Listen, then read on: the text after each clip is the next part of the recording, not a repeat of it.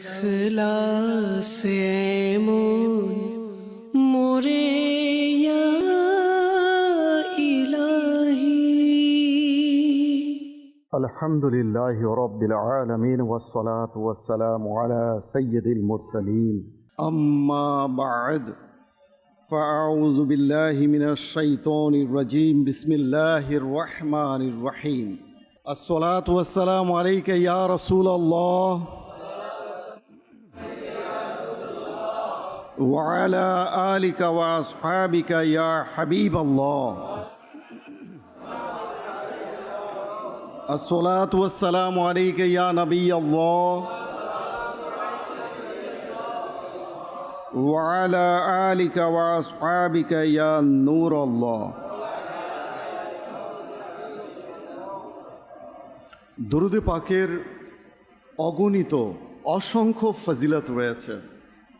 Lot of blessings reciting Durud Pak upon beloved Prophet sallallahu ta'ala alayhi wa alihi wa sallam. One of the benefit of reciting Durud, যেমনটি বর্ণিত রয়েছে আত-তারগিব ওয়া তারহিব কিতাবের মধ্যে, হযরত সাইয়্যিদুনা আবু দারদা রাদিয়াল্লাহু আনহু থেকে বর্ণিত,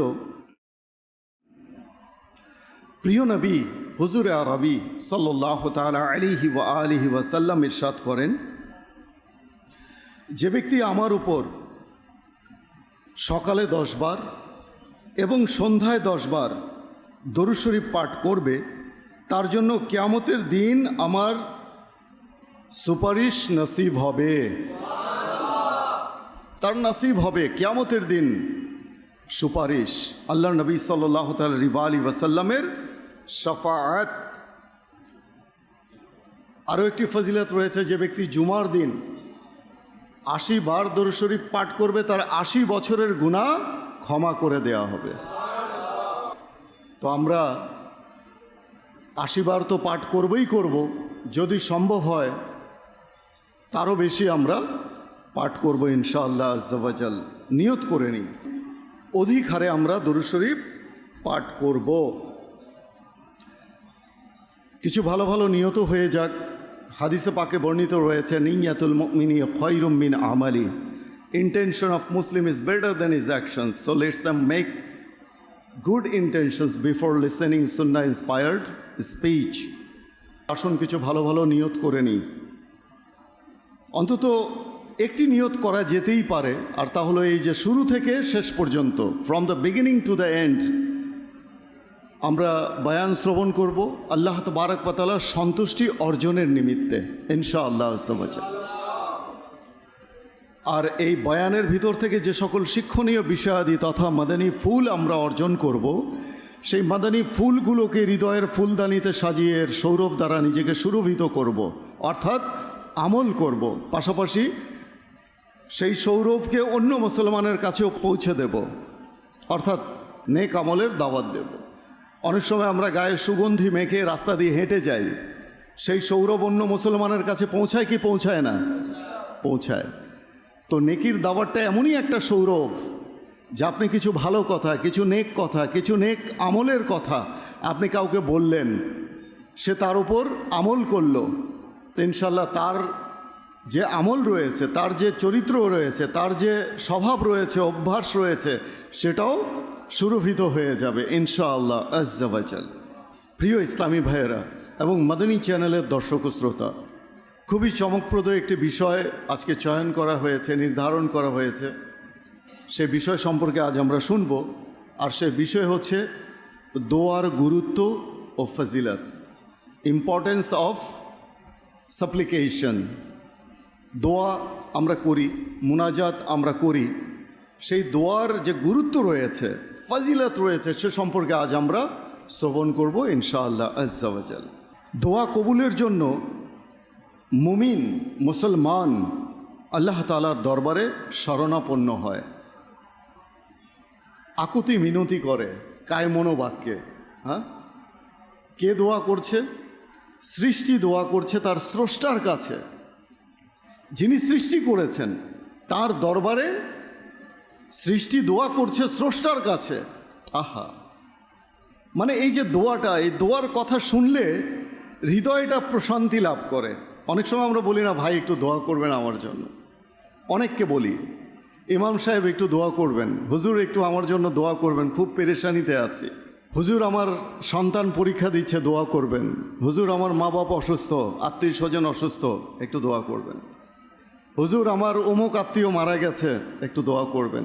এই যে দোয়া, দোয়ার কথোপকথন, দোয়ার ভাব আদান প্রদান, কনভারসেশন, এটার যে এত ইম্পর্টেন্স রয়েছে, এত গুরুত্ব রয়েছে, সেটা আমরা একটু বুঝতে পারবো আজকের আলোচনা থেকে। আল্লাহ তাআলা আমাদেরকে বোঝার তৌফিক দান করুন।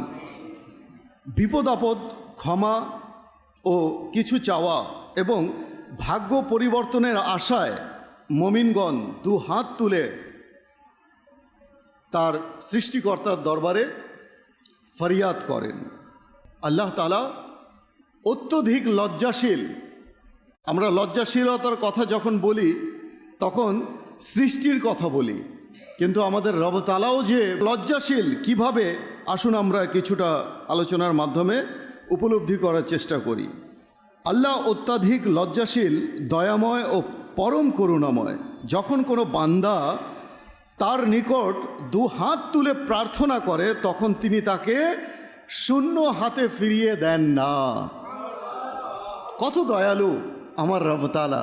হ্যাঁ, বান্দা দোয়া করতে দেরি আর কবুল হতে সময় লাগে না, দোয়া মুহূর্তেই কবুল হয়ে যায়। তাই আল্লাহ তাবারক ওয়া তাআলা কোরআনুল কারীমের মধ্যে সূরা মুমিনের মধ্যে ইরশাদ করেন, উদউনি আস্তাজিব লাকুম, call upon me, I will respond to you. তোমরা আমার কাছে দোয়া করো, আমি তোমাদের দোয়া কবুল করব। শিখাচ্ছেন কে? স্রষ্টা। কাকে? সৃষ্টিকে, বান্দাকে, যে তোমরা আমার কাছে দোয়া করো, দোয়া আমি কবুল। এখন প্রশ্ন হলো, কোথায় করব, কখন করব, কিভাবে করব? প্রশ্ন জাগে না? নানান প্রশ্ন মানুষের মাঝে, মনের মাঝে দানা বাঁধে, উঁকি দেয়। দোয়া কবুল হওয়ার আনন্দই আলাদা। চোখের পানি ফেলে তওবা, তাসবিহ ও দরুদ শরীফ পাঠের মাধ্যমে মূল্যবান সময়ে দোয়া করলে মহান আল্লাহ রব্বুল আলামিন দোয়া কবুল করে নেন। এজন্যই চাই দোয়া কবুলের সময়কে কাজে লাগানো উচিত। ওই মোক্ষম সময়টা, সুবর্ণ গোল্ডেন অপরচুনিটি, এটাকে কাজে লাগানো উচিত। মোক্ষম সময়। কথায় আছে, strike the iron while it is hot. যখন লোহা গরম হয়ে যায় তখন একে আঘাত করো। লোহা তো শক্ত, লোহাকে আঘাত করলে কিন্তু লোহা বাঁকাও হবে না, বেঁকাও হবে না, কিচ্ছু হবে না। অর্থাৎ আপনি যা বানাতে চাচ্ছেন তা হবে না। কামারের দোকানে দেখবেন গিয়ে, যখন কোনো লোহাকে কামার কোনো কিছু বানাতে চায়, দা, কাঁচি, খুন্তি, কোদাল বানাতে চায়, তখন সেই লোহাটাকে সে গরম করে নেয়।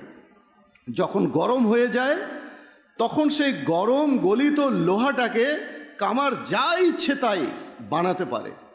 তো এই জন্যই বলা হয়েছে যে ঝোপ বুঝে কোপ মারো, প্রবাদ বাক্য, খনার বচন।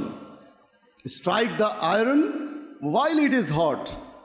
তো দোয়া তো আল্লাহ তাআলা কবুল করেই থাকেন, কিন্তু দোয়া মকবুলিয়াতের, দোয়া কবুল হওয়ার কিছু মোক্ষম সময় আছে, কিছু সুবর্ণ সুযোগ আছে। ওই সুযোগগুলোকে কাজে লাগাতে হয়। যেমন তাহাজ্জুদের নামাজের সময় দোয়া কবুল হয়। অর্থাৎ ধনুকের তীর তো মিস হয়ে যাবে টার্গেট থেকে, বন্দুকের গুলি মিস হয়ে যাবে, কিন্তু আপনার দোয়া মিস হবে না।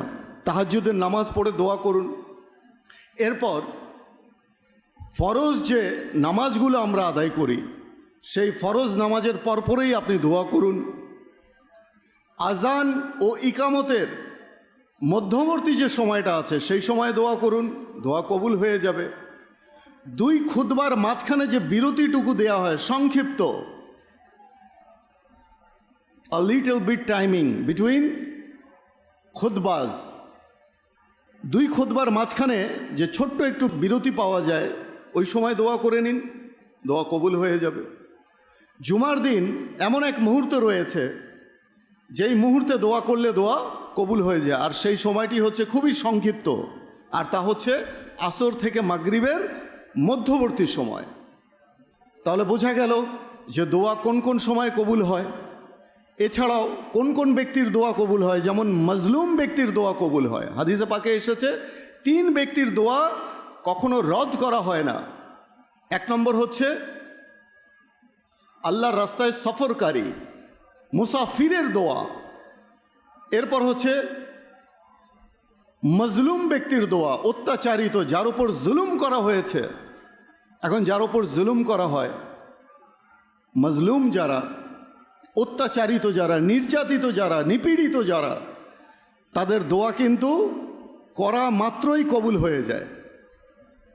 কারণ তার হৃদয় তখন কি থাকে? খুবই ভারাক্রান্ত থাকে, খুব কষ্ট থাকে তার হৃদয়ে, আর আল্লাহ তাআলা বান্দার কষ্ট দেখতে পারেন না, আল্লাহ তাআলার কাছে ভালো লাগে না।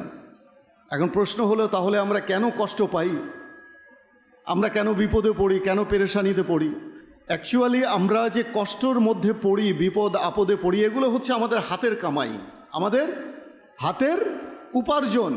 বান্দা যে গুনাহ করে, সেই গুনার কারণে বান্দার কাছে বিপদ আপদ আসে, পেরেশানি আসে। আর যদি কোনো নেক বান্দার কাছে কোনো পেরেশানি আসে, সে নামাজও পড়ছে, গুনাহও করছে না, কিন্তু তার কাছে পেরেশানি। অনেক দেখবেন আল্লাহওয়ালা ব্যক্তিগণ সবসময় অসুখ বিসুখে থাকে। আছে না নেককার বান্দা, আমাদের চোখে সবসময় দেখি যে নামাজও 5 ওয়াক্ত পড়ছে, জামাতের সাথে প্রথম কাতারে পড়ছে, মানুষের মনে কষ্ট দেয় না, মানুষের সাথে সবসময় সদাচরণ করে, নম্র আচরণ করে, কিন্তু তারা কেন অসুখ বিসুখে থাকে? তো আল্লাহ তাআলা এমন বান্দাকে বিপদে আপদে ফেলে তার মর্তবাকে বুলন্দ করে দেন, তার মর্যাদাকে সমুন্নত করে দেন। আল্লাহ তাআলার দরবারে তার মর্যাদা সমুন্নত হয়। আবার অনেক সময় বান্দা, নেককার বান্দাকে আল্লাহ তাআলা পরীক্ষা করেন, যে দেখি আমার বান্দা এই বিপদ আপদে আমাকে স্মরণ করে কি না। এমনিতে তো সুস্থ অবস্থায় আমাকে স্মরণ করে, কিন্তু বিপদ আপদের সময়, অসুস্থ হওয়ার সময় সে আমাকে স্মরণ করে কি না, পরীক্ষা, তার ধৈর্য কতটুকু। আরেক দোয়া হচ্ছে, 3 ব্যক্তি বলেছি, আরেক হচ্ছে সন্তানের জন্য বাবার দোয়া। সন্তান পেরেশানিতে রয়েছে, সন্তান কামিয়াবি দরকার, সন্তানের একটা ভালো চাকুরি দরকার। আপনি বাবা, as a father you should supplicate for your children. বাবা হিসেবে আপনার দোয়া করলে এই দোয়া আপনার কবুল হয়ে যাবে। এই যে দোয়া, এই দোয়ার অনেক ফজিলত। সমাজে আজকাল বিভিন্ন মানুষ বিভিন্নভাবে নানান কথা ছড়িয়ে থাকে, ফিতনা ফ্যাসাদ, যে এই সময় দোয়া করবেন, এই সময় না। আচ্ছা, অমুক সময় দোয়া, মানে বলা হয় যে এইভাবে দোয়া করা যাবে না, সম্মিলিত দোয়া নাই, এই দোয়া নাই, সেই দোয়া নাই, জানাজার পরে দোয়া নাই। অ্যাকচুয়ালি কি তাই? ফ্যাক্ট কি তাই? না। দোয়ার যে গুরুত্ব রয়েছে এটা তো আমরা শুনলামই। আসুন, এই দোয়া আমরা কিভাবে করব। অনেক সময় আমি বলে থাকি, বা জ্ঞানী গুণীজন বলে থাকে, যে যখন আপনি গুনাহের মধ্যে হাবুডুবু খাচ্ছেন, নিমজ্জিত হয়ে গেছেন, মানে আপনি বুঝতে পারছেন যে আমি নেক আমল আমার দ্বারা হচ্ছে না, আমার দ্বারা নেক আমল হচ্ছে না, মেহরুম হয়ে গেছি, আমি বঞ্চিত হয়ে গেছি। মানে গুনাহের মধ্যে মানুষ যখন, বান্দা যখন ছোট ছোট গুনাহগুলো করতে থাকে না, ছোট ছোট, সে মনে করে এটা খুব ছোট গুনাহ। এই ছোট ছোট গুনাহগুলো করতে করতে করতে করতে এক সময় সে বিশাল গুনাহের চোরাবালিতে সে আটকে যায়, ধসে যায়। তো আমি বলি যে যখন আপনি গুনাহ হতে আসক্ত হয়ে যান, অর্থাৎ গুনাহ ছাড়তেই পারছেন না, তখন দোয়াকে নিজের জন্য মামুল করে নিন। দোয়াকে নিজের জন্য কি করে নিন? অপরিহার্য করে নিন নিজের উপরে। দোয়া করতে তো কোনো সমস্যা নেই। শেখে তরিকাত আমির আহলে সুন্নাত বলেন যে দোয়া করার জন্য হাত তুলে দেওয়াটা এটা শর্ত নয়, হাত তুলতেই হবে এটা শর্ত নয়, বাধ্যবাধকতা নেই। আপনি চলতে ফিরতে দোয়া করতে পারেন, আপনি রাস্তা দিয়ে হাঁটছেন, আপনি দোয়া করেন, আল্লাহ আমার ইমানকে তুমি হেফাজত করো, আল্লাহ আমার যেন অপমৃত্যু না হয়, হঠাৎ যেন কোনো মৃত্যু চলে না আসে, আল্লাহ আমাকে নেককার সন্তান দাও, আল্লাহ আমাকে হালাল রিজিকের ব্যবস্থা করে দাও, রিজিকের মধ্যে খায়ের ও বারাকাত দান করে দাও। দোয়া কে করছে এটা তো চিন্তা করুন, সৃষ্টি করছে তার স্রষ্টার সাথে। আল্লাহ তাআলা শোনেন কি শোনেন না, দেখেন কি দেখেন না? আল্লাহ তাআলার জাত ও সিফাতের মধ্যে এসেছে যে আল্লাহ তাআলা কেমন দ্রষ্টা, কেমন শ্রবণকারী, শ্রোতা। একটু কথা আমি বলার পরে আপনারা বুঝতে পারবেন যে আল্লাহ তাআলার শ্রবণ শক্তি কত প্রখর আর দৃষ্টিশক্তি কত প্রখর। যে বলা হয়ে থাকে, ওলামায়ে কেরাম বলেন যে আমাবস্যার রাত কেমন হয়? ঘুটঘুটে অন্ধকার, নিকষ কালো রাত। সেই আমাবস্যার রাতে কালো পাথরের উপরে কালো পিঁপড়া যে চলে, তার পদধ্বনি আল্লাহ তাআলা শুনতে পান, পায়ের আওয়াজ। আমরা কি পিঁপড়ার আওয়াজ শুনি? পায়ের আওয়াজ অনেক সময় দূর দিয়ে মানুষ হেঁটে গেলেও আমরা শুনি না, পিঁপড়ার আওয়াজ শোনা তো দূরের কথা। আর আল্লাহ তাআলা সেই আমাবস্যার রাতের কালো পাথরের উপরে কালো পিঁপড়া, তাকেও আল্লাহ তাআলা দেখতে পান। কেমন দ্রষ্টা আর কেমন শ্রোতা! তা আপনি দোয়া করছেন তো করছেন কার দরবারে? কোনো মখলুকের দরবারে না, কোনো রাজা বাদশার দরবারে না। যিনি বাদশারও বাদশাহ, রাজারও রাজা, রাজাধীরাজ, মহারাজ আমার আল্লাহ তাআলা, তার দরবারে আপনি দোয়া করছেন। সেই দোয়ার আদব কেমন হওয়া চাই, মনোযোগিতা কেমন হওয়া চাই? অনেক সময় আমরা দোয়া তো করি, কিন্তু আমাদের মন থাকে অন্যদিকে, বাড়িতে মন থাকে, ব্যবসায় মন থাকে। তা আপনি যে দোয়া করছেন আল্লাহ তাআলার দরবারে, আপনি অ্যাপ্লিকেশন করছেন, কিন্তু আপনার মনোযোগ অন্যদিকে। তো এটা দোয়ার কোনো আদব নয়। আচ্ছা, দোয়ার কিছু আদব রয়েছে। দোয়ার আদব কেমন রয়েছে?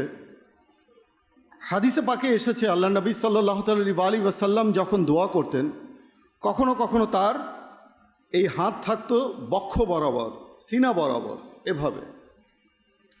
কখনো কখনো দোয়ার কৈফিয়ত এমন হয়ে যেত, দোয়ার অবস্থা, তিনি কাঁধ বরাবর হাত তুলে নিতেন।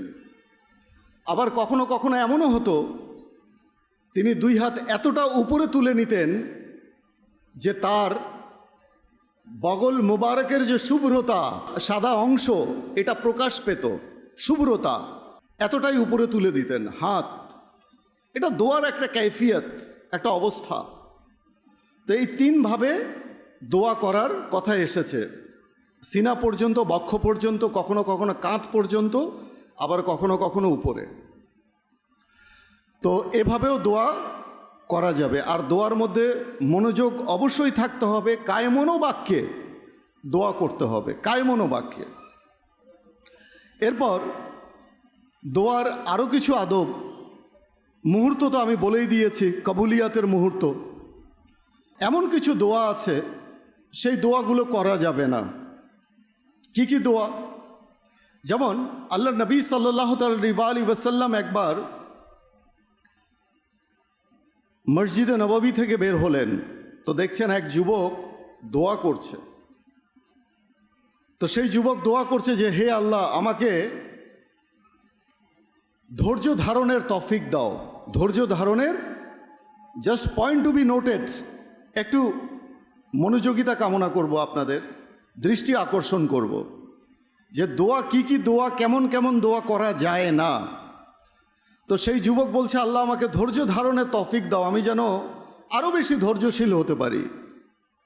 তো আল্লাহ নবী সাল্লাল্লাহু আলাইহি ওয়াসাল্লাম ইরশাদ করলেন, তুমি কি যাবতীয় বিপদ আপদকে তুমি কামনা করছো যে তোমার কাছে আসুক? তুমি কি দাওয়াত দিচ্ছ? মানে তুমি কি বিপদ আপদ ডেকে আনছো তোমার দিকে? বুঝতে পেরেছেন কথাটা? যে নিজেকে ধৈর্য দান, মানে ধৈর্যশীল হওয়ার জন্য দোয়া করা। অনেকেই বলি, আল্লাহ আমাকে ধৈর্যশীল বানিয়ে দাও, ধৈর্য করার তৌফিক দাও। এই দোয়া করা যাবে না, মানে এটাকে বিপদকে ডেকে আনা।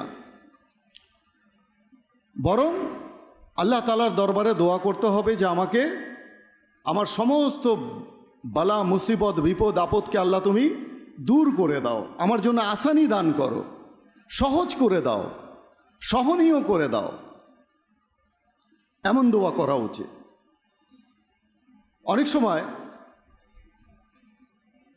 সন্তান যখন বড় হয়, অনেক বাবা বলে না সমাজে যে তোমাকে যদি জানতাম আমি যে তুমি বড় হয়ে এতটা চরম বেয়াদব হবে তাহলে তোমাকে জন্মই দিতাম না। অনেক মা বলে যে যদি জানতাম তুই এতটা অবাধ্য হবি, নাফরমানি করবি, তাহলে তোকে আতুর ঘরেই আমি গলা টিপে মেরে ফেলতাম। অতিষ্ঠ হয়ে মানুষ বলে, বলে কি না? বলে। সমাজে এমন নাফরমান সন্তান আছে কি না? সোশ্যাল মিডিয়াতে অহরহ আমরা দেখি যে বাবাকে ধরে মারছে, মাকে ধরে মারছে, মাকে ধরে কোলে করে পুকুরের মধ্যে ফেলে দিচ্ছে, বুড়ি মা ফেলে দিচ্ছে। ওই সিনগুলো দেখতে এত কষ্ট লাগে। মানে মানুষ কতটা নিচে নামলে এই ধরনের কাজগুলো করতে পারে তার বাবা মার সাথে। এখন প্রশ্ন হলো যে দোষটা কার? সন্তানের নাকি বাবা মার, নাকি তার জন্মের? আমরা সন্তান তো চাই যে আল্লাহ আমাকে ছেলে দাও, ছেলে দাও, বংশের প্রদীপ। মেয়ে হলে ছেলের জন্য উদ্গ্রীব হয়ে থাকি, আল্লাহ একটা ছেলে দাও। মেয়ে তো হয়ে গেছে 2-3টা, আল্লাহ একটা ছেলে দরকার, এবার ছেলে দাও। তো ছেলে তো আল্লাহ দিয়ে দিয়েছে, আর সেই ছেলেই যখন আপনার বড় হয়ে গেছে তখন আপনি বলছেন যে তোমাকে আমি জন্মই দিতাম না, তোমাকে আতুর ঘরে গলা টিপে হত্যা করতাম। তাহলে সমস্যাটা কোথায়? আপনি ছেলে চেয়েছেন আল্লাহ তাআলার দরবারে, আল্লাহ তাআলা ছেলে দিয়েছে, সমস্যা কোথায়? আপনি ছেলে তো চেয়েছেন, সমস্যাটা এখানে। কিন্তু কেমন ছেলে দরকার এটা আপনি চান নাই। যে আল্লাহ আমাকে নেককার সন্তান দাও, আল্লাহ আমাকে হাফিজে কোরআন দাও। যেই ছেলে হাফিজে কোরআন হবে, যেই ছেলে আলিমে দ্বীন হবে, যেই ছেলে মুবাল্লিগে দাওয়াতে ইসলামী হবে, যেই ছেলে নেককার হবে, পরেজগার হবে, মা বাবার চোখের শীতলতা হবে, এমন ছেলেকে আমাকে দান করো। হ্যাঁ, তাহলে সমস্যাটা কোথায়? ওই দোয়ার মধ্যে। In fact we don't know how to supplicate. আমরা জানি না দোয়া কি করে করতে হয়, এটাই আমরা জানি না। আচ্ছা, আরেক সাহাবী একদিন দোয়া করছেন, ইয়া আল্লাহ আজ্জা ওয়াজাল, আমাকে উমুক জান্নাতের উমুক মাকামের উমুক কক্ষটি, উমুক কামরা, রুম, ওই জান্নাতের ওই কক্ষটা আমাকে দান করো। আল্লাহ রাসূল নিষেধ করলেন যে এইভাবে দোয়া করো না। তুমি জান্নাত চাও, তুমি জান্নাতুল ফেরদৌস চাও, কিন্তু জান্নাতের কোথায় আল্লাহ তাআলা তোমাকে রাখবেন এমন স্থান, সেটা আল্লাহর ইচ্ছাধীন। আল্লাহ তাআলা যে তোমাকে জান্নাতে প্রবেশ করাবে এটাই তো আল্লাহর দয়া। কিন্তু আবার জান্নাতের মধ্যে অমুক জায়গা আমাকে দান করো, অমুক কক্ষ আমাকে দান করো, অমুক প্রাসাদ আমাকে দান করো, এটা হচ্ছে দোয়ার আদবের পরিপন্থী। তো দোয়া এমনভাবে করতে হবে, দোয়ার মাঝে যেন আদব থাকে। দোয়া যে যে স্থানে কবুল হয়, যেমন আপনার শবে কদরের রাতে দোয়া কবুল হয়, শবে বারাতের রাতে দোয়া কবুল হয়, আরাফার ময়দানে দোয়া কবুল হয়, সিজদায় লুটিয়ে পড়ে নফল নামাজ যখন আপনি পড়বেন, সিজদায় লুটিয়ে পড়ে দোয়া করলে দোয়া কবুল হয়, মুসাফিরের দোয়া কবুল হয়, আগেই বলেছি, রোজা পালনরত অবস্থায় দোয়া কবুল হয়। অবশ্যই দোয়া কবুলের ক্ষেত্রে কখনোই তাড়াহুড়ো করা উচিত নয়। আল্লাহুম্মা আমিন বিরহমাতিকা ইয়া আরহামার রাহিম। কি দোয়া হলো, কি হলো না, বান্দা কি চাইলো, আল্লাহ কি কবুল করলো, এত তাড়াহুড়া কিসের? ওয়াই? তাড়াহুড়া কখনো করা যাবে না। তবে হ্যাঁ, অনেক সময় ফরজ নামাজের পর যদি সুন্নাতে মুআক্কাদা বাকি থাকে, সুন্নাতে মুআক্কাদা, মনোযোগ দিয়ে শুনবেন, সেক্ষেত্রে দোয়াকে দীর্ঘায়িত করা যাবে না ইমাম সাহেবের জন্য। ঠিক আছে না? তো ওই সময় দীর্ঘায়িত করা যাবে না, ওই সময় একটু শর্টে। কিন্তু আপনি যখন ব্যক্তিগতভাবে দোয়া করছেন, আপনার কিসের এত তাড়াহুড়ো, কিসের এত জলদি রয়েছে? আপনি দোয়া করুন, ধীরে সুস্থে দোয়া করুন, কায়মনো বাক্যে চোখের পানি ছেড়ে দিন, চোখের পানি ছেড়ে দিন। কিতাবের মধ্যে এসেছে, বান্দা যখন তার গুনাহের কারণে অনুশোচনা করে অনুতপ্ত হয়ে 2 ফোঁটা চোখে পানি যখন জমে যায়, গড়িয়ে পড়ে মাছির মাথা সমতুল্য, মাছির মাথা সমতুল্য 2 ফোঁটা পানি যখন গড়িয়ে পড়ে, আল্লাহ তাআলা তার দোয়া কবুল করে নেন, তার গুনাহগুলোকে মাফ করে দেন। এরপরেও কি আমরা দোয়া করব না? করব। চলতে ফিরতে, উঠতে বসতে, শয়নে স্বপনে জাগরণে যখন আমাদের মনে পড়বে তখনই দোয়া করব, কোনো নিষেধ নেই, কোনো নিষেধ নেই। তবে আজানের যে সময়গুলো রয়েছে, আজান শুরু হয়নি, আপনি আগে থেকেই দোয়া করছেন, তো সেই দোয়া আপনি কন্টিনিউ করতে পারেন, এরপরে গিয়ে আপনি আজানের জবাব দেবেন। কিন্তু আজানের মধ্যে আপনি আপনার মতো করে দোয়া করা শুরু করে দিলেন, এটা হচ্ছে আজানের প্রতি উদাসীনতা বা আজানকে তুচ্ছ তাচ্ছিল্য করা। আজানের জবাব দেয়া এটা কি ওয়াজিব, জবাব দিতে হবে। আজানের সমস্ত কাজ থেকে বিরত হয়ে আজানের জবাব দিতে হবে। তবে আগে থেকে যদি আপনি খানারত অবস্থায় থাকেন, খাবার খাচ্ছেন, তো ওই সময় আপনি এটা কন্টিনিউ করতে পারবেন। কিন্তু আজান, আপনি কোনো কাজ শুরুই করেননি, আজান শুরু হয়ে গেছে, এমত অবস্থায় আপনি আজানের জবাব আগে দিন। এরকম প্রতিটা বিষয় রয়েছে। তারপর মৃত ব্যক্তি তো মনে করেন যখন ব্যক্তি মারা যায় তখন সে অসহায়, হ্যাঁ, তার একটু নেকির প্রয়োজন হয়, একটু দোয়ার প্রয়োজন হয়, একটু মাগফিরাতের উসিলার প্রয়োজন হয়, উসিলা। তো তখন তার জন্য দোয়া করা জানাজার পর, এটা অনেক বড় তার কল্যাণ রয়েছে, তার জন্য অনেক বড় উপকার। আপনি তো জীবিত কিন্তু সে তো মৃত। আপনার নেকি এখন বর্তমানে প্রয়োজন নাও হতে পারে, কিন্তু তার প্রয়োজন আছে, কারণ তার আমলনামা বন্ধ হয়ে গেছে। হাদিসে পাকে আছে, আল্লাহ নবী সাল্লাল্লাহু আলাইহি ওয়াসাল্লাম ইরশাদ করেছেন, আমার উম্মত গুনাহ মাথায় নিয়ে কবরে প্রবেশ করবে, কিন্তু যখন কিয়ামতের দিন তাকে ওঠানো হবে, উত্থিত হবে, রিজারেকশন হবে তার, তখন সে গুনাহ থেকে মুক্ত হবে। আবার ব্যাখ্যাও আল্লাহ নবী নিজেই দিচ্ছেন কিভাবে। কেননা মুমিনদের দোয়ার বদৌলতে আল্লাহ তাআলা তার গুনাহ ক্ষমা করে দেন। মৃত ব্যক্তির গুনাহ আল্লাহ ক্ষমা করে দেন মুমিনের দোয়ার বদৌলতে। তাহলে মুমিনের দোয়া মৃত ব্যক্তির জন্য কাজে লাগলো কি লাগলো না? লাগলো। তো আল্লাহর রাসূল বলছেন মৃত ব্যক্তির জন্য দোয়া করতে, আর আমি আপনি বলছি দোয়া করা যাবে না। তো আমি আল্লাহ রাসূলের শুনবো নাকি যে ব্যক্তি নিষেধ করছে তার কথা শুনবো? আল্লাহ রাসূলের কথা শুনবো। দেখুন, দোয়া আমাদের সর্বক্ষেত্রে সর্বাবস্থায় করা উচিত। আল্লাহ তাআলা আমাদেরকে প্রতিটা ক্ষেত্রে, প্রত্যেকটা কাজের পূর্বে ভালো ভালো দোয়া। আচ্ছা, দোয়া কিভাবে আপনি করবেন? দোয়া যখন আপনি শুরু করবেন, আল্লাহ তাআলার হামদ দিয়ে শুরু করবেন, প্রশংসা। প্রথমে দরুদে পাক পড়ে নিলেন, আল্লাহ তাআলার প্রশংসা করলেন, হ্যাঁ, আল্লাহ তাআলার হামদ সানা করার পরে এরপরে আপনি আপনার দোয়া করলেন। আচ্ছা, দরুদে পাক কেন পড়তে হবে, কেন এটার প্রয়োজনীয়তা? কিতাবের মধ্যে বর্ণিত রয়েছে যে দোয়া যখন করে বান্দা, দোয়া যখন করা হয় সেটা মধ্য আকাশে গিয়ে, আসমানে গিয়ে সেটা ঝুলন্ত অবস্থায় থাকে, দোয়া কবুল হয় না। কিসের কারণে হয় না? দরুদে পাক পাঠ না করার কারণে হয় না। তো আমরা দোয়ার পূর্বেও দরুদ পড়ব, দোয়ার শেষেও। তাহলে কি হয়ে গেল? এটা ব্লক হয়ে গেল, দোয়াটা লক হয়ে গেল। কিসের মাধ্যমে? দরুদ নামক তালার মাধ্যমে লক হয়ে গেল। তখন সেই দোয়াটা আপনার নির্দ্বিধায় নিঃসন্দেহে কবুল হয়ে যাবে। তাহলে কি করব আমরা? দোয়া পূর্বে দরুদ পড়ব, দোয়ার শেষেও দরুদ পড়ব। অনেক দরুদ আছে, শুধু দরুদে ইব্রাহিম, হ্যাঁ, দরুদে ইব্রাহিম হচ্ছে উত্তম আফজল, কিন্তু অনেক এমন দরুদ আছে যেটা দোয়া কবুলিয়াতের মাধ্যম হয়ে থাকে। আল্লাহ তাআলা আমাদেরকে বোঝার তৌফিক দান করুন, আমিন। বিজাহিন নবীল আমিন সাল্লাল্লাহু তাআলা আলাইহি ওয়া আলিহি ওয়াসাল্লাম। দাও ইখলাস এমন